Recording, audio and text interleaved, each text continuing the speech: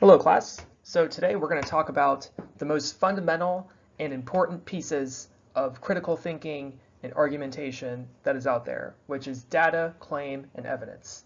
These three things together are fundamental, basic, and foundational. I mean, any kind of synonym you want to use in terms of making sense of any argument, any kind of claim that is out in the world. And if we're going to continually come back to what this lecture teaches for the rest of the class. So you're going to want to make sure that you understand what we're doing here. So let's begin. So the two basic pieces are data. Now, data is information that we gather from our senses, okay? So anything that we see in the world, anything that we experience is data. So for example, if we see tanks moving to the border of, Western Israel, okay, that's data. Tanks are moving to the border of Western Israel, okay, so that's data. Any kind of fact that you've seen, gun violence rates are going up, that's data, okay.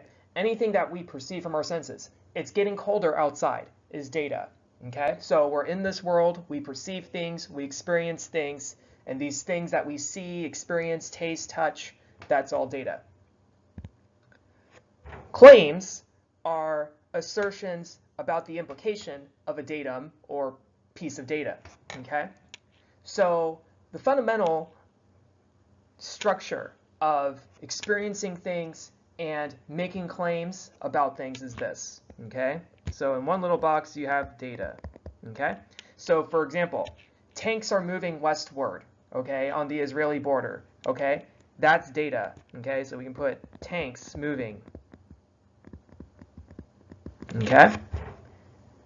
A claim is what we derive from that data, the implication of this particular piece of data. So tanks are moving, so what, okay?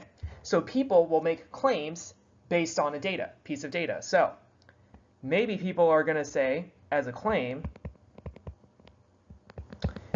Israel is invading, okay? Israel is getting ready to invade a country. That's a claim, okay? And that claim is based on this data. They have tanks moving westward to their border. Why else would a country move tanks to the western border? Well, we think it's because they're going to invade a country, okay? So that's a claim. Anything that you see is data, and what you derive from that, the implication, the so what, is the claim. It's getting colder outside, so therefore, winter is coming, okay? That's a claim based off of data, it getting colder. Gun violence is increasing, so we need more gun control laws. Data, gun violence is increasing. The claim, we need more gun control laws, okay? That would be a claim based on that data. So this is fundamental 101 critical thinking right here.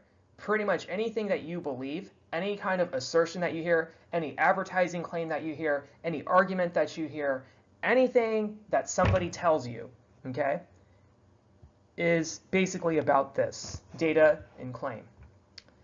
Now, if we didn't have data, if life was just a bunch of claims, okay, so imagine if we just didn't have this, we didn't have data, we just had claims. Israel is invading, we need more gun control, AIDS is increasing, okay, across the world. Global warming is happening. Global warming is not happening. Those are all just claims, right? So when people just make claims, but they don't provide any data, okay, that's called a baseless claim, right? There's no basis to it. We don't have any way of affirming or denying it. All we can really say is nah, right? So we can counterclaim Israel is not invading, right? And so you kind of get into a nah, yaha debate, right? This is the yaha, Israel is invading. Nah, Israel's not invading. Well, yaha, they are. Nah, right? Pretty baseless, right? Doesn't go anywhere, okay? What we do is we use data, right? So data, well, Israel is invading. Okay, well, how do you know? Well, because they have tanks moving, okay? They have tanks moving to the western border. Oh, but that doesn't mean that they're invading. Maybe it's a military exercise, you see? Now we're starting to make progress, okay? Now we can have a debate. Now we can say, well, no, it's not a military exercise because, and then they can provide another reason, more data, you see? So if all you hear are baseless claims, that's all they are. It's baseless claims. You can only take them with a grain of salt. The only way to know whether a claim is true or not is on what data is it based upon. So there are two key issues then when we encounter discourse, whether it's advertising claims, scientific claims, political claims, ethical claims, and so forth. The first issue is, what is good data, right?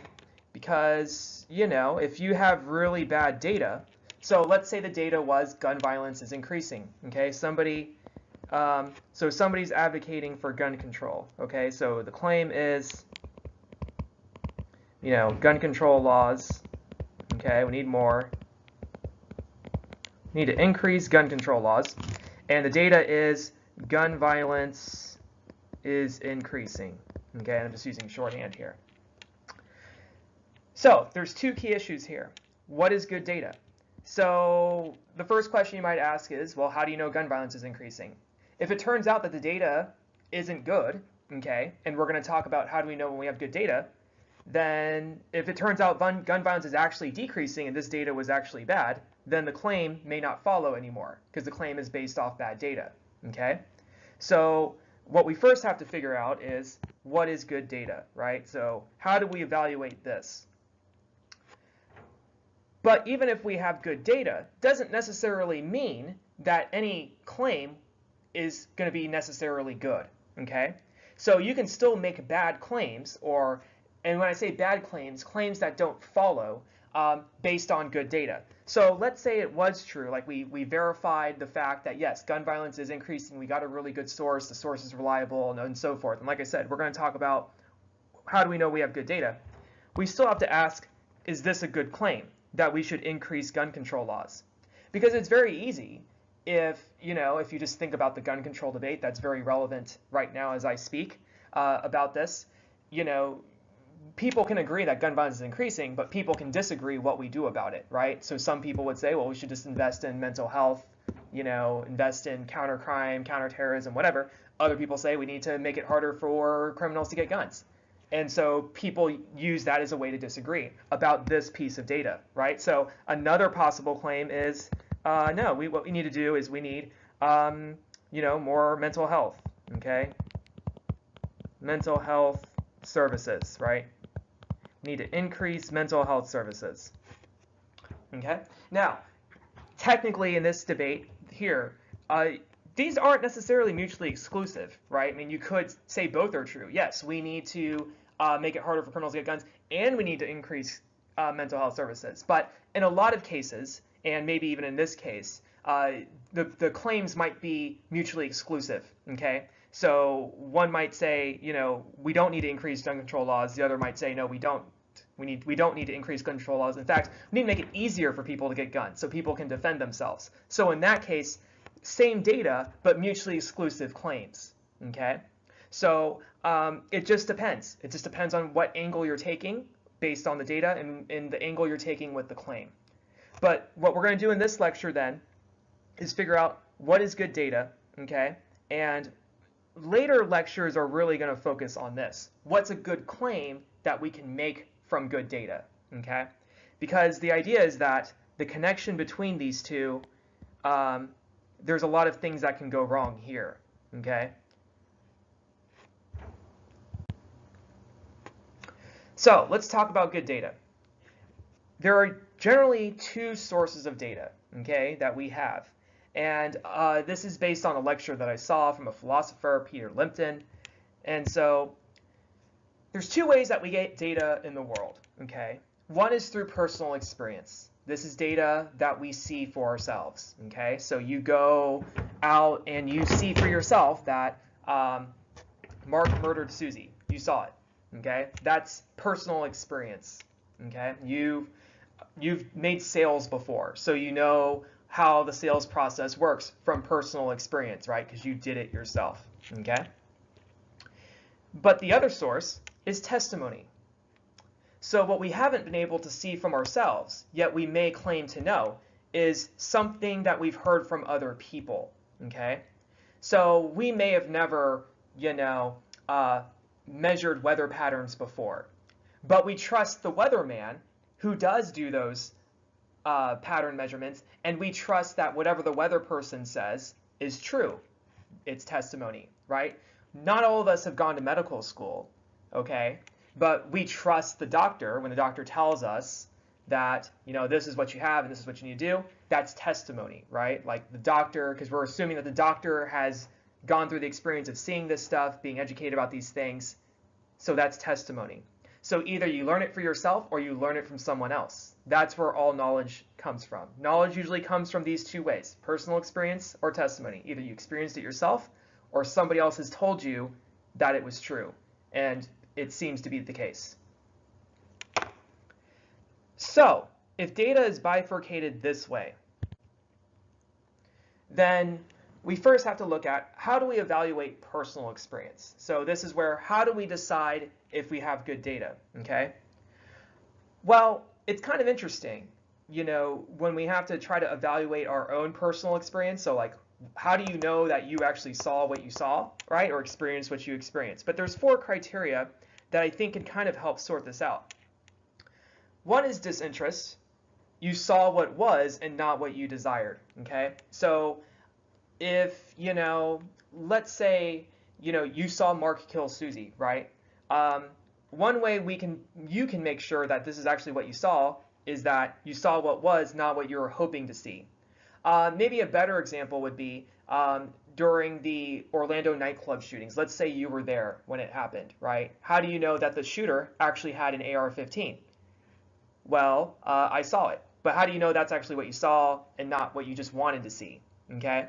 Well, I wasn't like I was looking for an AR-15. I just saw a gun and it looks like an AR-15. I wasn't like, hoping that this is what it was and looking to confirm what I already was hoping to be true, okay?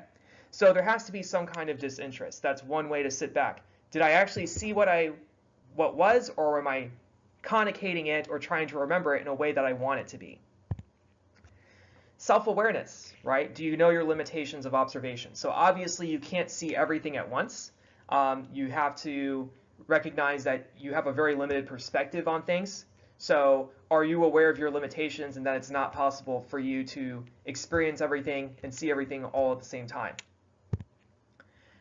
Did you have a clear state of mind? Usually this is an important thing. Were you drunk? Were you high? Were you on medication at the time?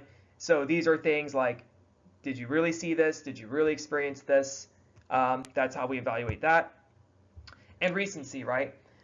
This wasn't something that happened 20 years ago. So, because if it happened 20 years ago, your memory could fade, or worse, you construct false memories. So your memory begins to implant things or insert things that didn't really happen, but it seems real to you because it's a false memory. So with personal experience, then, it's one of those things where you have to be able to take a step back and ask yourself, like, is this really what I saw, or is this really what I experienced? And it's kind of weird, right? Because it's like you have to do it to yourself, okay? But this is kind of just guidelines for thinking about how to measure your personal experience and to really evaluate and to see if you can actually be an objective testimony to something, right? Or be an objective observer of something, okay? Now, there's limitations to personal experience. So let's look at both of them. First off, you can't personally experience everything, okay? So here's the problem, right? It would be nice if we knew everything from personal experience, but the problem is there's not enough time in our lifetimes to learn everything. So like I said, not all of us can go to medical school and also learn to measure our own weather patterns and also conduct our own political polling and also, do our own journalism of what's going on in the world all within 24 hours, right? There's just not enough time for you to have personal experience of every piece of knowledge. I mean, it's good that you go out and adventure in the world, but it's not possible for you to personally experience everything, right?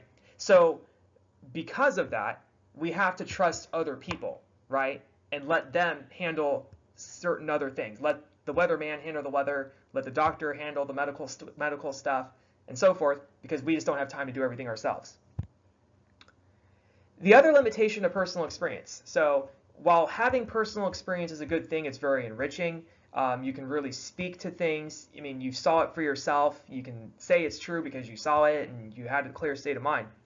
The problem is that sometimes your experience also limits the way you think, right? So this is often true when you talk to people who are experts who end up teaching. So they teach based off their personal experience, but their personal experience is just one way of doing things, right? Usually there's multiple ways of doing something. So like if you have a teacher who did sales for 20 years, right? It's going to be great to have that teacher because they're going to have great stories and they're going to have great experiences. But that teacher probably just learned one way of doing things, right? And that teacher's experience in that teacher's world, this is how that teacher survived. But maybe if you had a different teacher, they teach you a completely different way because they figured out a different, whole other way of thinking that would do it a different way. So your experience is just one way of doing things, and usually there isn't just one way of doing things, right? There's multiple ways you can do it. Your way isn't the only way, okay? So that's the limitation to personal experience. We get born into this world, and we can learn a lot through personal experience, but we can't learn everything through personal experience. And we still have to remain open-minded even when we do experience things, because it may not be the only way. There could maybe be other ways or other perspectives on an issue that we think we had under control. So this is where testimony comes into play. And so this is where critical thinking really becomes important, right? Because so much of what we learn, so much of what we hear comes from testimony. The reason we know anything probably about the Orlando shootings or anything about the election is because we're trusting other people who tell us these things, right? Because we weren't there personally when it happened, or we didn't conduct our own polling to know what the numbers are right now. Chances are we trusted another source who did the polling, and so that's all testimony, okay? And there's no way to avoid it. We just don't have time to do all these things ourselves, so we have to rely on testimony. So there's 4 universal criteria when you realize that you're looking at testimony that you can apply. The first is credibility, right?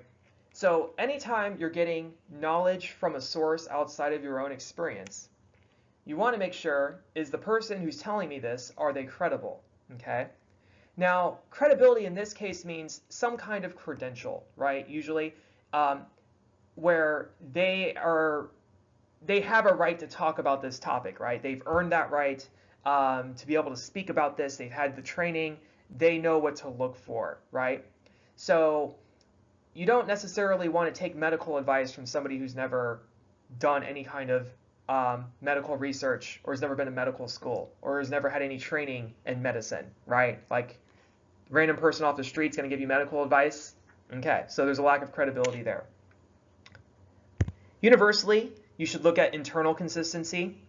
So whatever the testimony is, whether it's a research study, a book, a report, a testimonial, whatever, you want to make sure that it's internally consistent. If it contradicts itself within its own space, okay, then there's probably a problem, right? There's probably a problem with the testimony. Either the person didn't really experience this or doesn't know what they're talking about, or is really unclear about what they're trying to say. Either way, not good. The other criteria is external consistency. And this one can be controversial for some people. So external consistency is all about, does this testimony contradict other major well-known facts? Okay? So, flat earth societies, right? They claim that the earth is flat. The problem is maybe, you have like one cosmologist out there who maybe like is part of this flat earth society, and they're like, yeah, no, it's flat. The earth is flat.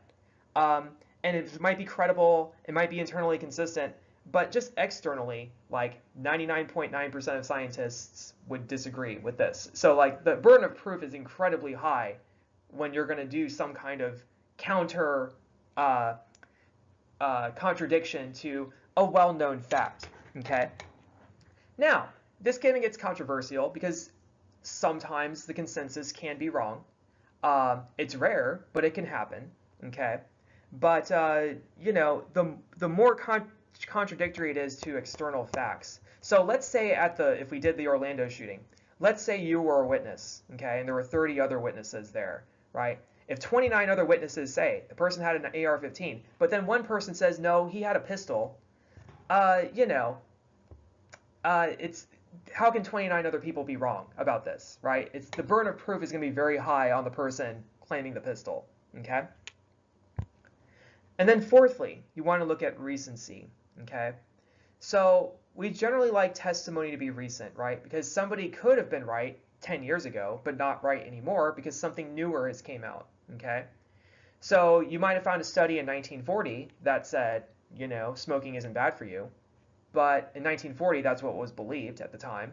But now that's changed, right? We've done more research, science has progressed, and now we know smoking's not good for you, okay?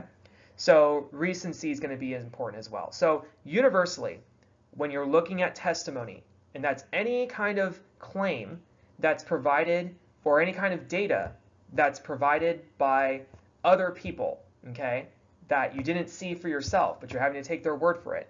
These are 4 things universally you can always think about.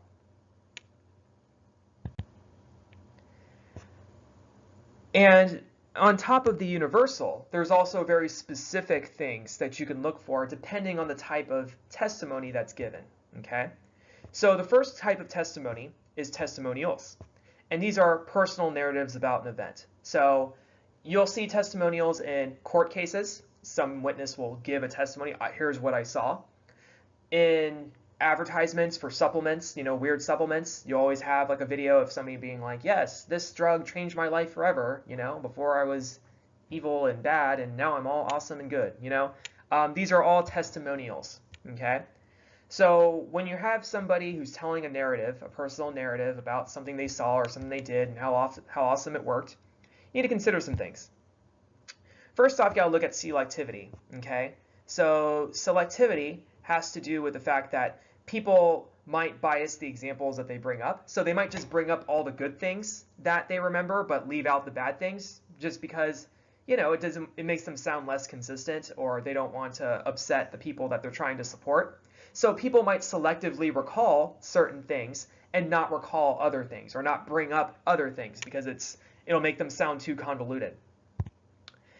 You have to think about personal interest. So even when people are giving testimonials, especially for, like, you know, once again, weird supplements, okay?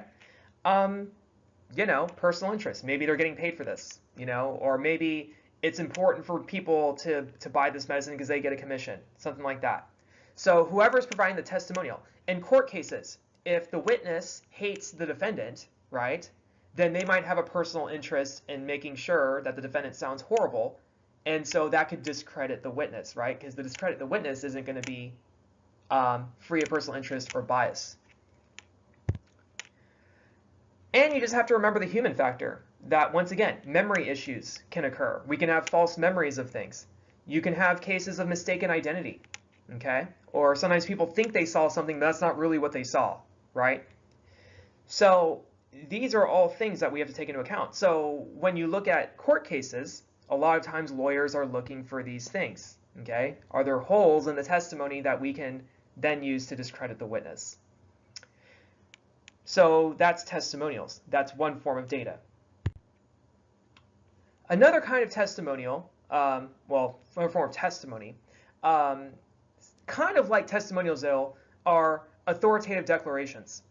And this is where somebody in a position of power or expert status tells us to believe something. So probably a great example, Dr. Oz, right? Dr. Oz is, you know, the authoritative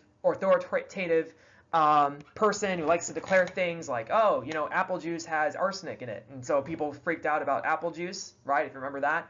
So Dr. Oz is a great one to think of when you think of authoritative declarations. We believe this because he's in a position of power or he's an expert, right? Because Dr. Oz has doctor before it, so that automatically makes him qualified, or so we think.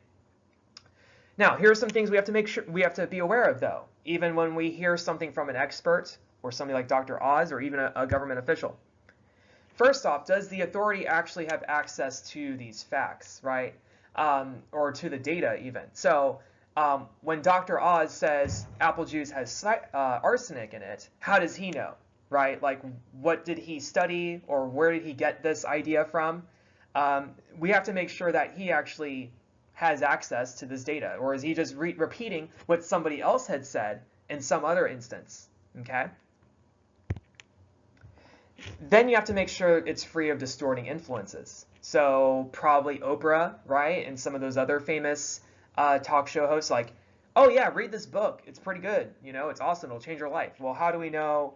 What we have to be sure of is that they're saying that because they actually believe it, not because they get paid to say that, right? They get a kickback if you say this one thing or not.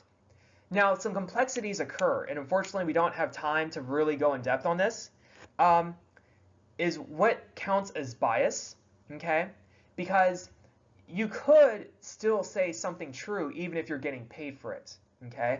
So, for example, the NRA, right? Like, the NRA could still say true things about gun violence even though, you know, they're getting paid for it, right, by gun companies and members, right? You know, anybody can say that the Earth has one moon and still get a paycheck, right? But it doesn't change the fact that the Earth has one moon. Well, although now that's being disputed with the mini moon, but, you know, for argument's sake, it's still established the Earth has one moon. Okay, so just because you get money for something doesn't necessarily mean you're wrong. Okay, you can still say true things, but it certainly does cast a little bit of a shadow, though, when we have to just take your word for something and we don't have access to the data. So if Dr. Oz was saying, you know, in my experience, I've seen patients have miraculous recoveries using this supplement, and that's all we have to go off of, then money, you know, the distorting influence, if he's getting kickbacks for the supplement, that really makes it hard to believe him, because we don't know if he's saying that because he wants money or because this is really what happened. Now, if he provided a study and the study checked out, then, you know, even though he's making money, he could still be right, okay? So this gets into the question of what really counts as bias and those kinds of things, and we don't have time for that, but that's something to think about. You also want to look at reputation for accuracy in their field. So if you remember Men Are From Mars, Women Are From Venus, it was written by John Gray. He actually didn't have a PhD from what I've read now. His PhD was fake, or it wasn't like legit. So he actually wasn't an expert in his field, okay? So even though, like, oh, PhD's by his name, it wasn't legit. So he actually didn't have a lot of credibility in any relational research. And so this was basically just what his personal opinion about relationships. It wasn't really based on any kind of science, okay? So just because somebody is an expert or has a certain level of degrees, if you're putting a lot of eggs in their basket, if you will, if you're like, well, this person says to do this, I'm going to trust them, you better do some research on that person, make sure that there isn't, you know, a lot of negative feedback about that person from other people in the field, okay? And then you have to make sure that this person is aware of his or her own biases. So when you start learning more about a topic, okay, so mine is communication, Dr. Oz is medical, you know, the medical field, but this can be true about physics, Neil deGrasse Tyson's physics, you know, Noam Chomsky's linguistics, so forth. You start to learn that, like, issues are usually pretty complex, and there's not usually a simple answer to these complex problems. So any kind of advice that you give usually has some kind of qualification for it. And we'll talk about qualifying claims a little bit later. But qualification is basically just maybe, well, in some cases, but sometimes it doesn't work. That's qualification, is making room for exceptions, okay? If they're like, this absolutely works 100% of the time, never fails, I would be suspicious, okay? Especially if it's for a complex issue. So aware of his or her own biases through qualification. Another form of data is government agency reports. So, and once again, this is a form of testimony because they are collecting the data themselves, and then you read the data and their findings and their claims based on the data. So these are generally reports released by the government, usually on websites. So if you want to study like the Department of Homeland Security, like anything with national security, you'd probably go to the Department of Homeland Security website, and you can get raw numbers on particular things, okay? Raw numbers about, I don't know, terrorists and those kinds of things. If you want to get numbers about the economy, then you could probably go to probably the Department of Commerce, I would think, or Department of Labor. You can get some raw data on the economy by the government. So here are some things to keep in mind, though, even with data from the government. It's usually preferred rather than newspapers or political agency sites or political activist sites. But you want to make sure that you know where they're getting their data from. So did they use the census, for example? Did they just sample people? Where exactly did they get their numbers from? And so usually on government reports, they will tell you that, okay? You also want to look into how do they measure things. So once again, like if you're reading a report about immigration, what do they count as an illegal immigrant? Okay, like what counts as illegal? Gun violence, what counts as gun violence? Does suicide count as gun violence, even though it's not killing somebody else, but it's killing yourself? Those kinds of things. So you have to look at what counts as what, okay?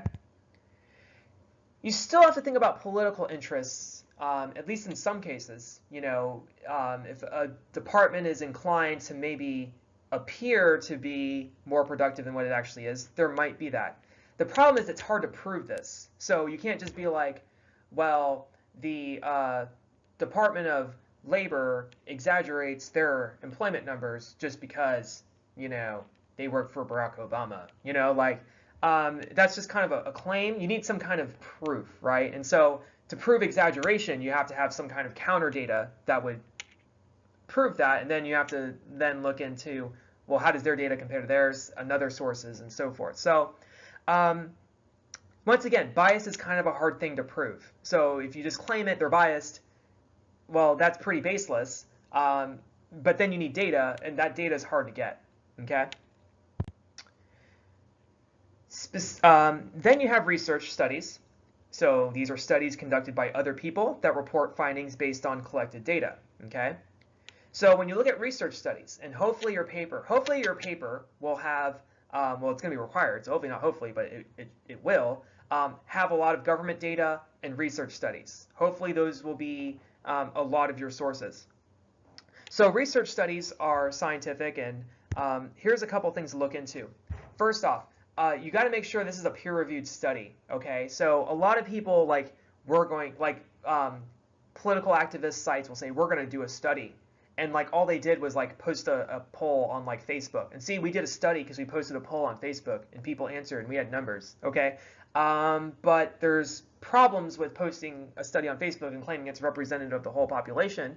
So we got to make sure it's peer-reviewed. Peer-reviewed means it's been looked at by other people in the field who also conduct studies and who can verify or at least interrogate how the study was done and make sure that it followed the scientific process, okay? So, and they also check back against outrageous claims that people will try to draw from data. So just because a Facebook poll says that, I don't know, that Hillary Clinton is winning against Trump doesn't necessarily mean that it's reflective of the whole population, right? So that's what peer review is for. Peer review would say, if an author tried to say that, peer review would stop that, okay? Or at least if the peer reviewers do their jobs, okay? So there is a sense of trust even in peer review, but it's better than nothing, which is anybody goes on a blog and puts out a poll and then says it's scientific or calls it a study, and we don't know who this person is, how they, if they know anything about scientific process, or even if they know how to do a poll properly, okay? So peer-reviewed. You want to think about the sample, okay? So how generalizable is a sample? So if the study is on mice, okay, so once again, strange supplements, you'll see them all over the place. Take this supplement and you'll be 50% smarter. And then you kind of you'll see a little source, this one study done, the patients had a 50% better outcome. Okay, so you look at the study and you click on it at the bottom and you find out the study was done on mice, or you found out the study was done on 12-year-olds or something. The study was done on something that was unrelated or ungeneralizable to your situation. Okay, so that's where critical thinking comes into play. Design is another thing. And if you take a research methods class of any kind, hopefully you will at Baker, you'll get more in depth on what a good scientific study looks like. Once again, we can't go too much in depth here because, just time purposes. But you want to think about design. Was there a control group? Is often a big thing. Like if you're going to claim that X causes Y, then you better have a control group. Okay. Otherwise, you can't rule out other things. The natural course of things. Or just luck. Those kinds of things. Then you have news reports. So you might use news reports in your paper. Sometimes you can't avoid them. So news reports basically tell us about current events and editorial opinions. So, a lot of times when you're going to be doing a political issue, you're going to need to rely on news reports, give you some basic facts about what's going on in the world in general. But not all news outlets are equal, okay? So first you have to ask yourself, what is the political perspective of this paper, okay? So every year there's always somebody who does legalization of marijuana, but if your source for news is, thegreentimes.com, that's a pro-marijuana site. I think it's like the Green Times. I can't remember the name of the outlet, so don't look it up. But there's a pro-marijuana newspaper, basically. And so it's going to always present the news in a way that's going to make it sound pro-marijuana, right? So marijuana is good no matter what. Anything bad's happening, it's marijuana, that kind of thing, okay? So you have to be aware of the political perspective of your paper, okay, of the newspaper. And so what I'm going to expect is that you pick newspapers that don't clearly lean a certain direction, okay? You want to pick newspapers that at least try to be objective. You want to look at reputation for accuracy, okay? So if this newspaper has a lot of problems with journalists lying, once again, being biased, or if the newspaper is like some news website and, you can't really learn much about who the journalists are, like you don't have any kind of author bios about their qualifications, that's a red flag, right? Because then you just have any random person, could be some sophomore in high school, writing news articles. You don't even know if they actually know how to research these kinds of things. And credibility of the writer, right? So once again, if there isn't a staff, if you can't see the bio of the writer or you can't learn anything about him, that might be an issue. And the sources cited in the article. So who do they cite? Who do they quote? Okay? And how reliable is that person? Okay? So when they say anonymous source, you have to kind of take their word for it that the anonymous source is reliable, right? Because the anonymous source could be the janitor, for all we know. The anonymous source could be somebody who's like a page and only knows a little bit, but because they like newspaper, they feel like it's awesome, they might say some things, okay? Or someone who thinks they know but really don't. So that's the problem with anonymous sources sometimes. Then you have books, okay? And you should have a book or two in there. I think that'd be good. What's nice about books is that they're long-handed manuscripts, so books go really in depth about an issue. If you really want to become an expert about something, read a book on it, okay? If you read journal articles, you have to read a lot of them to really get the depth that a book provides. But when you look at books, you need to consider some things. And by the way, like every single source that I'm going through here, this is the checklist that you need to go through as you write your paper and you start putting your bibliography together. You need to think about, is my news report biased? Is this research study that I'm using, is it peer reviewed? Those kinds of things, okay? So make sure you're applying this. So you want to think about author credentials. Anybody can self-publish now. That's a problem in this interconnected world. So somebody can just use a software program and export it to Kindle, and then there you go. It's on Amazon.com for $5.99, okay? And the author might be a total idiot, okay? Some people can pay to publish too. Like some people will pay the publisher to let them publish, okay? And there's no peer review to it. So you have to make sure the author is somebody who can speak on the topic. Just because you write a book doesn't necessarily mean you know what you're talking about. And so really good academic publishers will still have a peer review process where at least 2 or 3 other people will peer review and make sure that you're not crazy, essentially, okay? So use that when you're using books. So you can't use Tony Robbins, basically, because he's not peer reviewed, okay? So you have to find really good publishers, academic publishers, Oxford University Press, Sage, Routledge, those places where there's some kind of peer review. You got to think about the target audience too, okay? So a lot of political pundit books are written towards a targeted audience. Okay, all the Michael Savage, America's Decaying and all that stuff, that's written to a targeted audience. So it's going to be written a certain way that the target audience will like, but it's probably not going to be appropriate, okay, for maybe a scholarly paper. One thing about scholarly acclaim of the book too are people writing positive reviews, and not talking about like the book sounded so nice, I love the cover was beautiful. No, not that kind of stuff. Scholarly acclaim of like, this book does a really good job of covering the history of the drug war, and it really goes in depth here, like more of that kind of acclaim about the content of the book by other people who are knowledgeable about the field. So it's kind of like peer review, but except at the back end. So when the book is published, what do other people say about it? If the book is getting constantly trashed or critiqued by scholars, it's probably not as good of a book. And think about methodologies. Where are they getting this data from? So once again, in this book, where are they getting their claims from? Or where are they getting their data from to make their claims? Then you have television, radio, okay? So this can range from documentary shows to news commentary, PBS, television, radio, any kind of radio show. We know about this. So here's the things to keep in mind if you're going to use this as a source.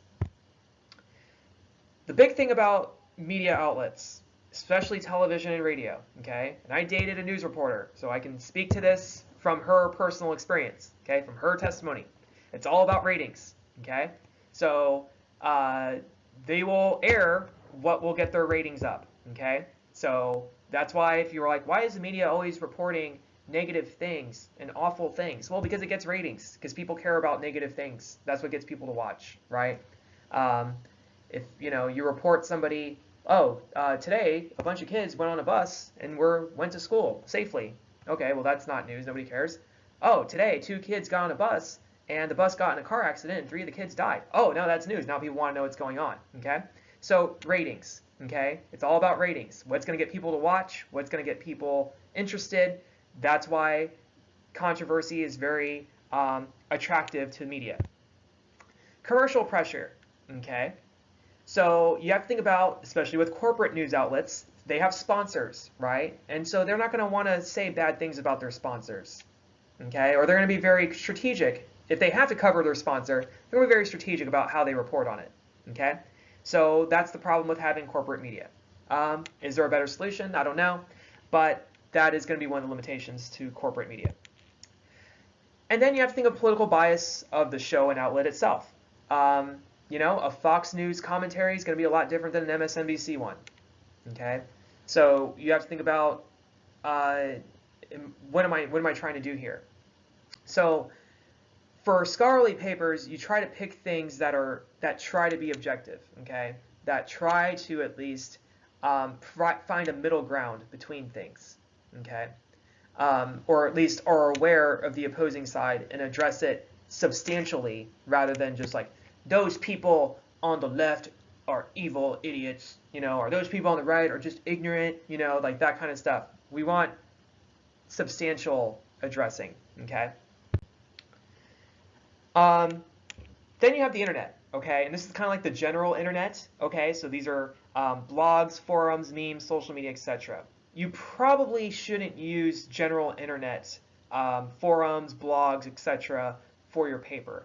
The exception would be as if you're using it to prove, if you're doing a study about memes, or if you're doing a study about blogs, then you'd have to use the blogs because you're writing about blogs, okay?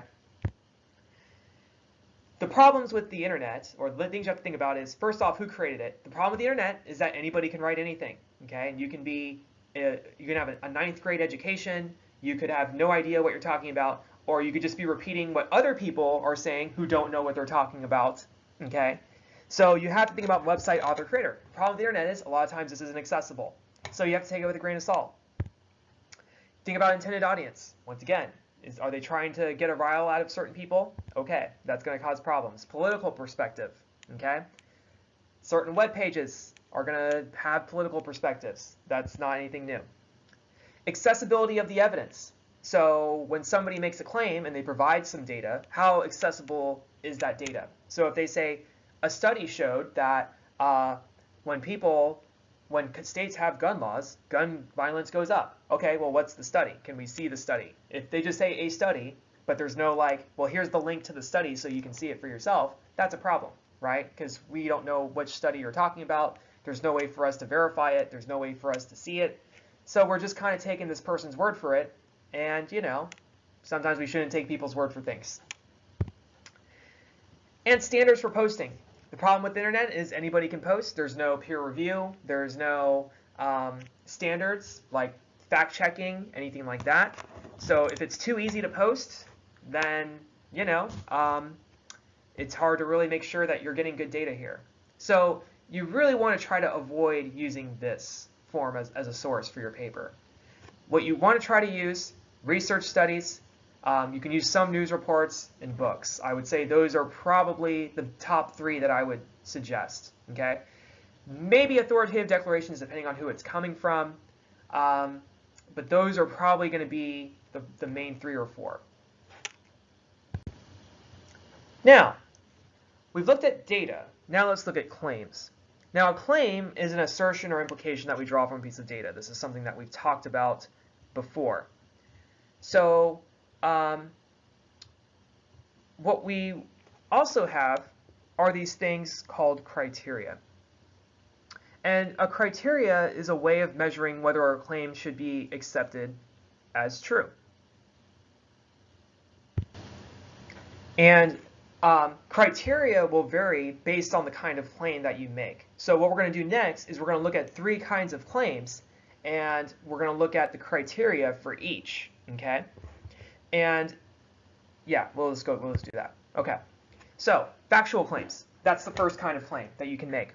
So a factual claim is about asserting what something is, will be, or was based on measurable data. Okay?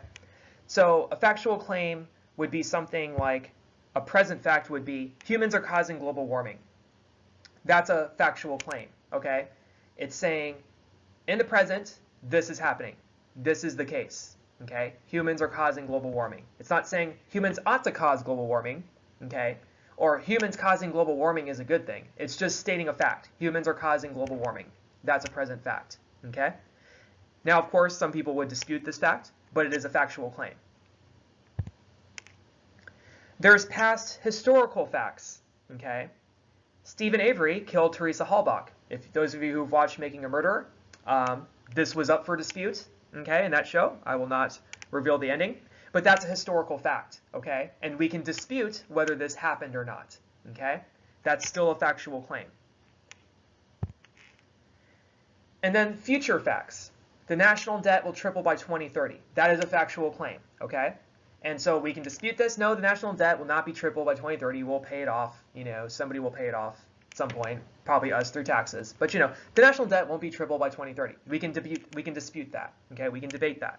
Okay, so these are the 3 kinds of factual claims. So you might take data. Okay, you know, temperatures have increased since 1800. Okay, so you know, humans are causing global warming. So we'll just do it this way. Data. Temp increase, therefore humans are causing global warming. Okay. Stephen Avery killed Teresa Halbach. Data. His blood was found in her car. Okay. Claim. Stephen Avery killed Teresa Halbach. The national debt keeps growing 5% every year. That's data. Claim. National debt will triple by 2030. Okay. So these are all factual claims that you're making off data. Factual claims generally call for verification. So what we do with factual claims is we try to verify it, okay? And we say, okay, well, are humans causing global warming based on this, okay? And so we try to verify it. Okay, well, it looks like since, you know, before fossil fuels, the temperature is only increasing this much, but now it's increasing that much, you know, before and after, that kind of thing. Okay, so we can maybe say that. Okay, so that's factual claims, okay, verification. In a factual debate, okay, so let's say you are having a debate about whether humans are causing global warming. Your criteria then, the way to measure whether you're doing this, whether you've proven your case or not, is through preponderance of evidence. So what does preponderance of evidence mean? So this is also debatable, but preponderance of evidence generally means, and you're going to have to define this in your paper if you do a factual debate. Preponderance of evidence means that the evidence that you supply is better or superior to the evidence that the negative case supplies, okay? And the best way you prove that is through what I just showed you about the different kinds of testimony, right? That your evidence is more recent, that your evidence has better credibility, your evidence is more reliable, it's more consistent, it's externally consistent, it's internally consistent, and then depending on the kind of evidence you use, the testimony is recent, it's disinterested, those kinds of things, okay? So preponderance of evidence is all about who has the better evidence to support their fact, okay? And so if you're doing that kind of debate, that's the kind of criteria you should be going for, and you need to address this in your paper. That is part of the requirements. Look it up. Then you have value claims, okay? Value claims assert a moral, ethical, or aesthetic idea, okay? A moral claim would be something like human embryonic stem cell research is moral, okay? That's a moral claim. You're basically saying, here's something that is good. It's good. It's an assessment, okay? And then you can have an aesthetic claim. Star Wars is better than Star Trek, okay? That's an aesthetic claim. We're trying to say that one thing is better than the other thing, okay? It's the general will is more important than the preference of the individual, right? You know, the needs of the many must outweigh the needs of the few, right? If you want to be all Mr. Spock about it, okay? So these are value claims. You're saying X trumps Y, or X is better than Y, okay? At least with aesthetic. And then with moral claims, you know, so once again, you might have data, right? So your data might be stem cell research can provide life-threatening or cure life-threatening diseases. Therefore, human embryonic stem cell research is moral. That might be your data. Okay. So your claim is human embryonic stem cell research is moral based on the data because it can save people with life-threatening illnesses. Star Wars is better than Star Trek. Data, I don't know. More fans because it has more fans. Okay. That might be your data. Star Wars is better than Star Trek because it has more fans. So then once again, you can dispute the claim or you can dispute the data. So maybe you'll find data that says, no, there actually doesn't have more fans. Worldwide, Star Trek does. Or you might say, well, just because it has more fans doesn't mean it's better. Maybe these fans are delusional. Or maybe because Star Trek is so complicated, it's not going to be enjoyed by most people because it takes a select few. You know, something like that. So these are ways that you could counter aesthetic claims. And we'll get to refutation later. So value claims call for assessment. Essentially, looking at facts and then looking at the claims and deciding, does this outweigh this other thing? Okay. So in a debate, usually, when people say human embryonic stem cell research is moral, the other side will say, no, it's not moral because you're killing, you know, or you potentially could be killing zygotes or human embryos. And so the murder of the human or the ending of the human embryos or whatever outweighs the benefits of helping people with life-threatening diseases, okay? So that's an assessment that you're making, okay? So in a value debate then, it's all about paramount value, okay? What value are you defending, okay? So if you're doing a value debate, you have to figure out what is it that makes human embryonic stem cell research moral? What's the value, the overall value that you're trying to say that makes this moral? So if it's saving lives, then maybe you say the value of life, right? The value of progress, okay? And then when you address the negative case, what's the value they're trying to defend? Probably right to life, right? Or something with the embryos. So the negative case is right to life. The affirmative case is human progress, okay? So does human progress trump the right to life? So there you go. That's a value debate, okay? And what you want to prove is that your value that you're defending is more important than the value that the other side puts out there, okay? So that's the criterion value. Policy claims are claims that suggest a political or normative action. So remember, factual claims are about what is, or what was, or what will be. So once again, humans are causing global warming, national debt will triple by 2030. Value claims are about what's moral or what's aesthetic. Being in debt is immoral. I don't know. That's kind of a weird one, but banks giving loans at high rates is immoral, something like that. Policy claims are things like Congress should pass laws prohibiting people on the terrorist watch list to be able to purchase firearms. So what makes this political is you're calling on should, right? The word should. We should do X. Congress should pass laws prohibiting people on the terrorist watch list to be able to purchase firearms. Okay? So that's a political claim. So you're calling for something that should happen or that we should do. And then you have personal policy claims, like parents should not spank their children.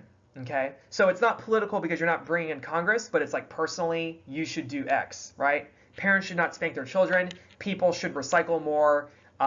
People should not shop at Target, or something like that.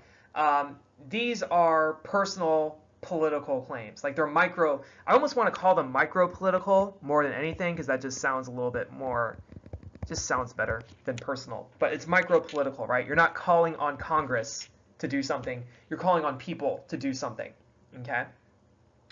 So policy claims usually call for action. That's how you know it's a policy claim. It's calling us to do something, or it's calling for a should of some kind. So if you're doing a policy claim, should be in there. The criteria usually in policy claims is net benefits, right? What you're trying to prove is that the advantages of putting people on the terrorist watch list outweighs the disadvantages of putting people on the terrorist watch list from being able to purchase firearms. Okay? Or you're trying to argue that the advantages of not spanking your children outweigh the disadvantages of spanking your children. Okay? So to prove a policy claim, you have to be able to prove that there are advantages, and you have to be able to disprove or argue. First, you got to deny or disprove the disadvantages, or you have to argue, okay, these disadvantages might happen, but here's why the advantages outweigh. Okay? So that's net benefits. Okay? Or on net, we're going to be better off doing this than doing X or doing Y. So for your paper, here's what needs to happen. Your thesis has to be a stance on a controversial issue. Okay? So I'm going to define some of this. Controversial means it has to be an active, vocal, and credible group of people who take a contrapositive stance against your thesis. So, if you're going to do, Congress should pass laws prohibiting people on the terrorist watch list to be able to purchase firearms, I would consider that controversial because there is an active, vocal, and credible group of people who argue against that. There is a group of people who do believe that Congress should not pass laws prohibiting people on terrorist watch lists to be able to purchase firearms. So that's controversial because there is a group, and the group is respectable. Okay, so I understand there's flat Earth societies. There are UFO societies. There's weird people out there who believe really strange things. So you'll need to use some judgment. Okay, are these people strange? Okay, before you consider it controversial. Are these people? Usually, you should think about credible, right? So are these well-qualified people that oppose this thing? Do these people know what they're talking about? Okay. So it has to be a stance on controversial. There has to be a clearly identifiable group. So it has to be here we go, the NRA, or in this case, it's the ACLU. They oppose this. Okay, great. That's a controversy. Okay, needs to be controversial. And then your thesis can be any of the following types of claims. It can be a present factual claim. So humans are causing global warming is a popular one for some people. The United States is winning the war on terror would be another one that could be a good present factual claim. Okay, the rich do not pay enough in taxes is a present factual claim because you can debate about what's enough. Okay, moral claim. So stem cell research is immoral or stem cell research is moral. That's a moral claim. You can debate that because there's clearly an opposing side to that. Or a political claim.